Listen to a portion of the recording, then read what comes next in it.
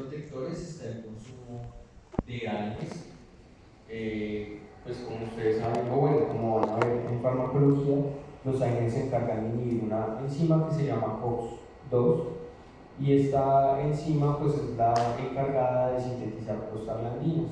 Entonces la inhibición en la síntesis de prostaglandinas tiene un efecto protector sobre la mucosa colorectal para la aparición de adenocarcinoma. Tiene un pico de aparición entre los 60 a los 70 años, menos del 20% ocurre antes de los 50 años. Sin embargo, actualmente hay una tendencia hacia la aparición de adenocarcinoma del colon en pacientes más jóvenes por razones que aún no se conocen.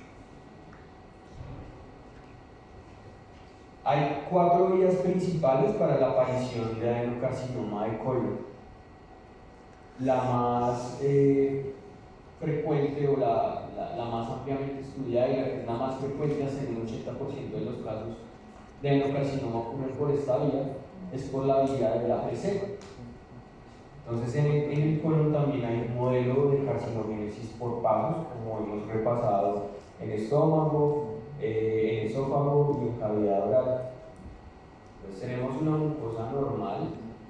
Si por alguna razón ocurre la pérdida de uno de los alelos de APC, como por ejemplo en el caso de un paciente con mutaciones en línea germinal en el contexto de una poliposis adenomatosa familiar, o esporádicamente, pues esta mucosa ya está en riesgo. Sin embargo, todavía no ocurre transformación. Pero cuando hay anormalidades en la metilación que generan la inactivación del otro alelo del APC, o cuando hay mutación del otro alelo del APC, ya ocurre una transformación hacia un adenoma.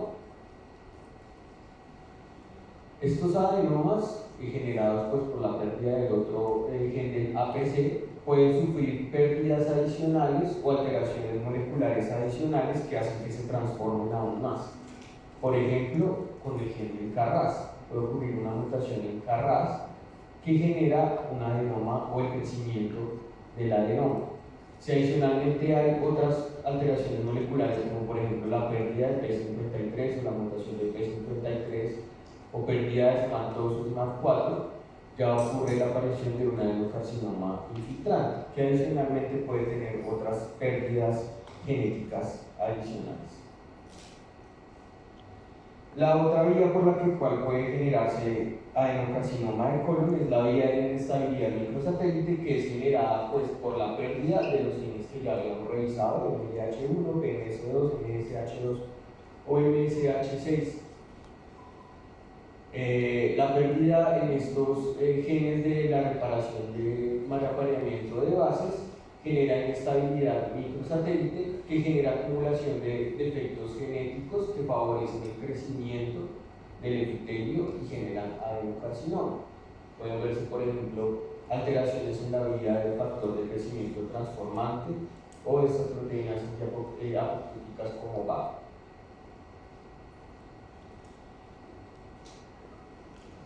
Las otras 2 vías por las cuales podemos ver aparición de adenocarcinoma infiltrante es por hiperventilación de islas CPG con inestabilidad microsatélite o hiperventilación de islas CPG sin inestabilidad microsatélite. La primera vía nos genera hiperventilaciones en el promotor del MLH1, que como habíamos mencionado es un gen de esta maquinaria de reparación de mal apareamiento de base. Entonces esta hiperventilación con inactivación del promotor del MLH1 pues nos va a generar inestabilidad microsatélite y va a favorecer la aparición de mutaciones que favorecen la supervivencia celular. Adicionalmente, en estos fenotipos de hiperventilación de islas CPG también aparecen mutaciones activantes de BRAF que favorecen también la proliferación celular. En este otro vía de carcinogénesis hay hiperventilación de islas CPG, sin embargo no hay pérdida de MLH1 porque no está metilado su región del promotor, y en estos casos lo que vemos es una gran frecuencia de mutaciones en el gen de KRAS. Entonces en este esquema está como resumido estas vías de carcinogénesis colorectal. Tenemos la vía del APC, como les decía era la más frecuente o la que más frecuentemente nos va a dar origen a adenocarcinoma, que puede ser o bien por mutaciones en línea germinal en el contexto contexto de una poliposis adenomatosa familiar o que pueden aparecer esporádicamente. También tenemos la inestabilidad o la vía de inestabilidad del microsatélite, principalmente por mutaciones germinales en estos genes de la reparación del mal apareamiento de bases que nos dan origen al síndrome de Lynch. O tenemos esta otra vía, que es la vía de hipermetilación de islas CpG con inestabilidad de microsatélites, o tenemos esta otra vía que es de hipermetilación de islas CpG sin inestabilidad de microsatélites. Entonces, ¿cómo es la morfología del adenocarcinoma? Entonces, los adenocarcinomas los podemos ver como unas masas grandes, polipoides, ulceradas, o lo podemos ver como un engrosamiento de la pared del colon. Más frecuentemente vemos grandes masas hacia el colon derecho, como es este caso. Entonces vemos unas masas grandes, polipoides, como lobuladas, algunas pueden estar ulceradas, y eso lo vamos a ver con más frecuencia en el colon derecho o en el colon proximal. Sin embargo, podemos ver también esta otra morfología que se describe como anillo de servilleta, pues por su homología con los anillos de las servilletas, en la cual hay un engrosamiento de la pared que genera obstrucción de la luz del colon a este nivel. Independientemente de si vemos una morfología como una masa grande o como una obstrucción en anillo de servilleta, ambos casos van a tener infiltración de la pared. Entonces, si ustedes ven esto que se ve blanquito acá, es tumor que está metiéndose ya a la grasa del cuello. Igual a este caso que vemos acá. Ambos pues infiltran la pared del colon. En la histología pues podemos tener tumores bien diferenciados, es decir, que se asemejan mucho a las estructuras normales de la mucosa del colon, como por ejemplo este caso en el cual vemos pues, estos tubulitos, que no son normales pero son claramente túbulos, son glándulas. Y la infiltración del estroma o la infiltración hacia la pared del colon nos genera algo que se llama respuesta desmoplásica, que es una fibrosis muy prominente y acelular, y también nos va a generar o nos va a llamar reacción inflamatoria, nos va a llamar muchos linfocitos. La presencia de neoplasia e inflamación nos indica que hay invasión del estroma por parte de estas glándulas neoplásicas, y es una de las características que usamos en patología para determinar que un adenocarcinoma es infiltrante. Pero también podemos tener carcinomas pobremente diferenciados, en las cuales ustedes ven estas células desordenadas que no se parecen a nada y que no forman estructuras tubulares. El grado de diferenciación es un factor pronóstico, entonces pobremente diferenciado, pero pronóstico. También podemos tener otras morfologías que son menos frecuentes, como por ejemplo las células en anillo de sello, que veríamos también en el estómago, también podemos verla en el colon con menos frecuencia. Ya como les mencionaba ayer, son unas células con una vacuola grande que desplaza el núcleo hacia la periferia. O también podemos tener adenocarcinomas mucinosos, en las cuales vamos a ver islas de epitelio maligno nadando o flotando en estos lagos de mucina, que es este espacio blanco que se ve en la fotografía.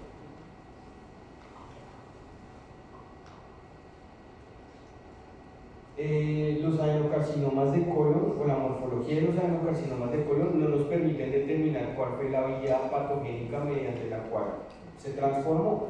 Sin embargo, hay unas características histológicas que nos orientan hacia inestabilidad microsatélite, como por ejemplo la presencia de un infiltrado linfoide muy prominente.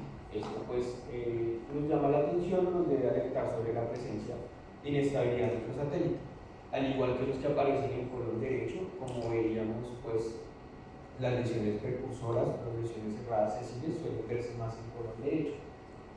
Y también tumores mucinosos o con células en el anillo de sello también son morfologías que pues deben orientarnos a que nos orientan en estabilidad microsatélite.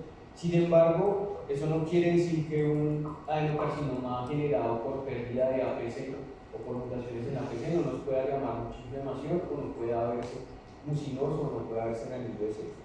Todas estas cosas pues no son categóricas, ¿no? Pero pues la presencia de algunas de estas características histológicas debe alentarnos a buscar inestabilidad microsatélite. ¿Cómo se busca? Mediante estudios de inmunohistoquímica, similar a como veíamos en estómago alerta. Tenemos inmunistoquímica para MLH1, PMS2, MSH2 o MSH6. En condiciones normales, todas las células del cuerpo deben expresar estos marcadores. Sin embargo, cuando hay pérdida, bien sea por mutación o por hipermetilación, se va a perder la expresión, como vemos en el caso del MLH1 y el PMS2. Entonces, si se fijan, estas células que se ven acá entre las glándulas, que son células inflamatorias, sí se ven cafecitas, o sea, sí están expresando el MLH1. Sin embargo, si miran el epitelio del tumor, que es el tumor propiamente dicho, no tienen expresión. Esto pues nos indica que hay pérdida de esta proteína y por lo tanto puede haber inestabilidad. ¿Cuáles son las manifestaciones clínicas? Anemia, sangrado, cambios en el hábito intestinal y dolor. Como ocurre con la gran mayoría de neoplasias, cuando hay manifestaciones clínicas, probablemente el tumor ya está muy avanzado. Incluso los que se ven hacia el colon más distal, como suelen tener esta morfología en anillo de servilleta, pueden generar obstrucciones intestinales. La supervivencia es muy variable, entre el 40 y el 90%, y estas diferencias en supervivencia reflejan mucho como las diferencias en el estatus socioeconómico de los diferentes países en los que ocurren. Entonces, por ejemplo, en países más desarrollados, como los países nórdicos o los de Europa Occidental, la supervivencia suele ser más alta, también en Australia. Sin embargo, en otros países como en la China, en la India, en Filipinas, la supervivencia suele ser muy baja. También, por ejemplo, en el caso de Ghana, la supervivencia es del 4%, que es un país muy pobre, entonces pues estas diferencias de supervivencia reflejan como estos cambios o estas diferencias que hay entre los sistemas de salud de estos países. ¿Cuáles son los mayores predictores pronósticos? La profundidad de la infiltración del carcinoma y la presencia de metástasis ganglionales. Entonces, ¿cómo determinamos la profundidad? ¿Qué tanto llega el tumor a la pared? Entonces, por ejemplo, tenemos en estadios T1, en los cuales el tumor infiltra hacia la submucosa, son tumores que tienen muy buen pronóstico. Sin embargo, a partir del T2, cuando ya hay infiltración de la muscular propia, cuando ya hay infiltración de la subserosa, o incluso cuando aparece ya infiltración de la serosa o extensión hacia otros órganos, son tumores que suelen tener un peor pronóstico. Entonces, en estas imágenes vemos un T3 que quiere decir una infiltración del tumor hacia la subserosa, en la cual vemos células tumorales, que son estas que se ven más moraditas, infiltrando la grasa subserosa. Y en este otro caso ya directamente en contacto con la superficie serosa, que es el caso del T4A.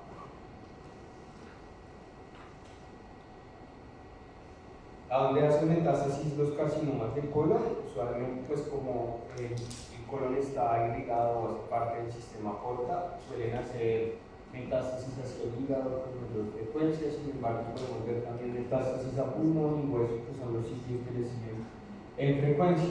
Esta fotografía de la derecha es una metástasis ganglional. Entonces vemos acá un montón de linfocitos de un ganglio linfático que tienen células tumorales. Una metástasis ganglional.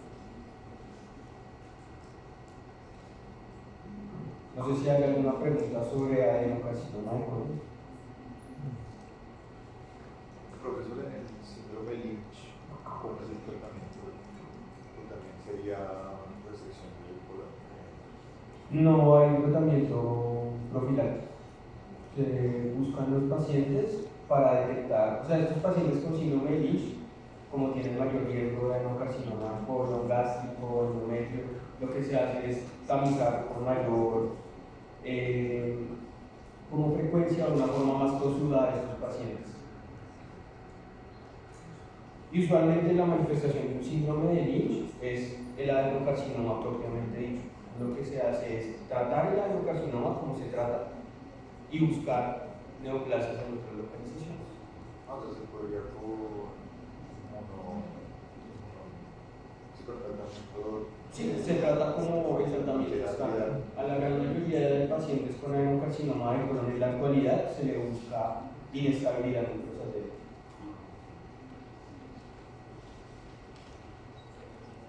Bueno, entonces en relación con los tumores del canal anal, el ano pues tiene una particularidad y es que tiene 3 tipos de epitelio. Entonces el sitio anatómico donde inicia el ano es la parte más superior del esfínter anal interno. Y el reparo anatómico que nos indica la finalización del canal anal, pues es la parte más inferior del esfínter anal interno. Hacia las porciones más superiores, el canal anal suele tener un epitelio más columnar, similar al del recto. Y a medida que va descendiendo, este epitelio pues pasa a ser un epitelio escamoso. Entonces, hacia las porciones más inferiores vamos a ver un epitelio escamoso, y entre ambos, el epitelio columnar y el escamoso, vamos a encontrar una zona transicional que se llama pues de esta manera. Es importante tener esto en cuenta porque los tumores del canal anal, dependiendo de donde tengan su origen, van a tener diferentes morfologías. Entonces, si tenemos tumores del canal anal más superiores, vamos a tener adenocarcinomas, y si tenemos tumores del canal anal hacia las porciones más inferiores, después de esta zona transicional, pues vamos a tener carcinomas escamocelulares. Los carcinomas escamocelulares del canal anal podemos tener los convencionales, que son los que vamos a ver hacia las porciones más inferiores, cuando ya el epitelio o la mucosa es completamente escamosa. Pero si tenemos un origen de tumor de canal anal en esta zona transicional entre el epitelio columnar y el escamoso, vamos a tener tumores de esta morfología basaloide, como el que vemos en la microfotografía de la derecha. La gran mayoría de carcinomas escamocelulares del canal anal están relacionados con infección por virus del VPH de alto riesgo, principalmente del genotipo 16. Entonces, los factores de riesgo para tumores del canal anal, principalmente carcinomas escamocelulares, pues van a ser los clásicos descritos para infección por VPH. También hay otros factores de riesgo, como por ejemplo la radiación previa de la región, por ejemplo en el caso de neoplasias adyacentes al canal anal, o también el tabaquismo.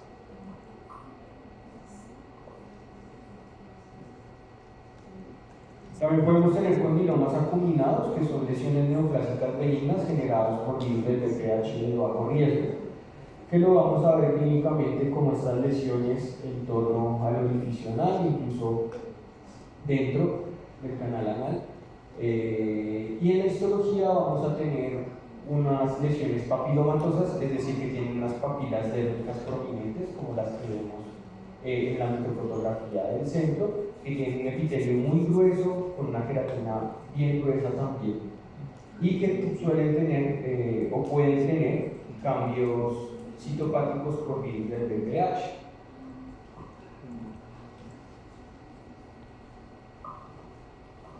Ya para terminar, para hablar sobre los tumores del apéndice, los que más frecuente vamos a ver en esta localización son tumores neuroendocrinos bien diferenciados. ¿Cómo se ven macroscópicamente? Si se fijan en la imagen superior, vemos una bolita amarilla. Esa bolita amarilla en la punta del apéndice es un tumor neuroendocrino. Tiene una morfología muy característica y uno suele detectarlos cuando está haciendo el procesamiento del espécimen. Inclusive el cirujano puede verlos fácilmente, dado pues esta morfología característica pues, de una lesión nodular amarilla bien circunscrita. Pueden alcanzar hasta 3 centímetros de tamaño, pero el comportamiento clínico de estos tumores es muy benigno. Entonces son tumores que rara vez hacen metástasis ganglionar o hacen metástasis a otras localizaciones. Los vemos con cierta frecuencia en pacientes adolescentes o en personas a las que se le hace apendicectomía por una cuadro de apendicitis. Podemos encontrar estos tumores neuroendocrinos. Y finalmente, las neoplasias mucinosas apendiculares son más de pacientes añosos hacia la sexta década de vida y se caracterizan por la presencia de un epitelio que produce grandes cantidades de mucina. Estas grandes cantidades de mucina o de moco se pueden infiltrar por entre las paredes del apéndice e incluso llegar hasta la serosa y extenderse hacia el peritoneo, llenando pues el espacio peritoneal de moco, y es lo que llamamos un pseudomixoma peritoneal. Se caracterizan por mutaciones en el gen de la subunidad alfa de la proteína G y en KRAS, y podemos clasificarnos en alto y bajo grado dependiendo de la histología del epitelio. Las lesiones de bajo grado tienen un muy buen pronóstico, se comportan de una forma muy benigna. Sin embargo, las de alto grado sí tienen un comportamiento clínico variable que puede ser o no tan agresivo o sí muy agresivo. Entonces en esta imagen vemos un pseudomixoma peritoneal. Entonces se ven las vísceras y esto que se ve como amarillito es moco. Todo ese moco pues tiene origen en neoplasias mucinosas apendiculares. Y la historia de estos pacientes con pseudomixoma peritoneal son pacientes que suelen ser intervenidos en repetidas ocasiones para resecar grandes masas tumorales o cantidades de moco.